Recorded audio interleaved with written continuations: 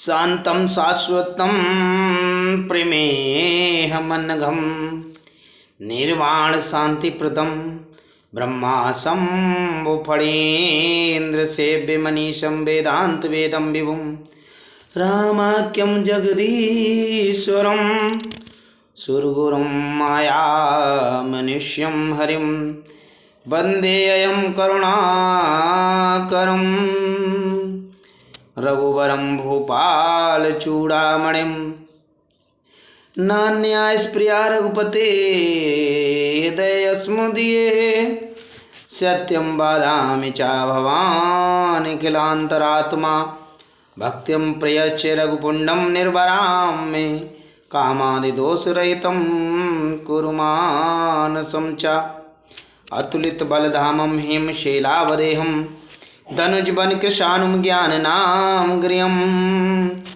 सकलगुणनिधानं बाणानामधीशं रघुपतिप्रियभक्तं वातजातं नमामि मनोजपं मारुततुल्यवेगं जितेन्द्रियं बुद्धिमत्तां वरिष्ठं वातात्मजं वानरयूतमुख्यं श्रीरामदूतं शरणं प्रपद्ये।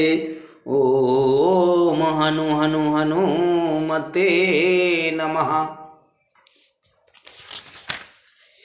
जामवंत के वचन सुहाए असुनि हनुमंत हृदय अति भाए तब लगी मोहि पर क्यों तुम भाई और सही दुख कंद मूल फल खाई। जामवंत के सुंदर वचन सुनकर हनुमान जी के हृदय को बहुत ही भाए। वे बोले, हे भाई, तुम लोग दुख सहकर कंदमूल फल खाकर तब तक मेरी राह देखना। जब लगी आबहु सीतहि देखी अहोई काज मुहि हरस बिसेखी। यही कही नाई सबनि कै माता यही कही नाई सबनि कहूँ माथा और चले वरस यूं धरि रघुनाथा। जब तक मैं सीता जी को देख कर न आऊँ काम अवश्य होगा, क्योंकि मुझे बहुत ही हर्ष हो रहा है। ये कहकर और सबको मस्तक नवाकर तथा हृदय में श्री रघुनाथ जी को धारण करके हनुमान जी हर्षित होकर चले। सिंधु तीर एक भूधर सुंदर कौतुक कूद चढ़े ताऊ पर बार बार रघुवीर सवारी तर क्यों पवन तने बल भारी। समुद्र के तीर पर एक सुंदर पर्वत था। हनुमान जी खेल से ही कूद कर उसके ऊपर जा चढ़े और बार बार श्री रघुवीर जी का स्मरण करके अत्यंत बलवान हनुमान जी उस पर से बड़े वेग से उछले। जेहि गिरि चरण देहि हनुमंता और चले सुगा पाताल तुरंता। जिमि अमोघ रघुपति करे बाना और यही भांति चलियो हनुमाना।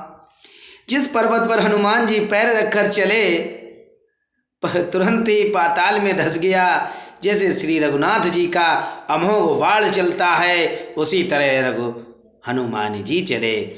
जलन दे रघुपति दूत बिचारी तय मैं ना कहोई श्रमहारी। समुद्र ने उन्हें श्री रघुनाथ जी का दूत समझकर मैनाक पर्वत से कहा, हे मैनाक, तू इनकी थकावट दूर करने वाला हो, इन्हें विश्राम अपने ऊपर इन्हें विश्राम दे।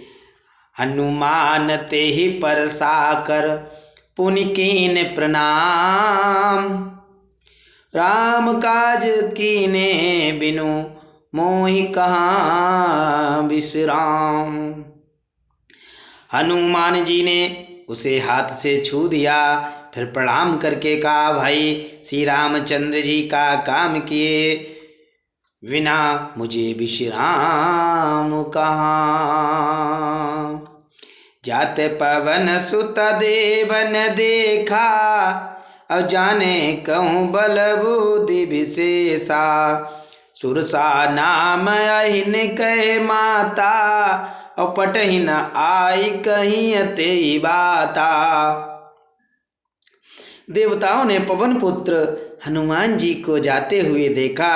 उनकी विशेष बल बुद्धि को जानने के लिए उन्होंने सुरसा नामक सर्पों की माता को भेजा।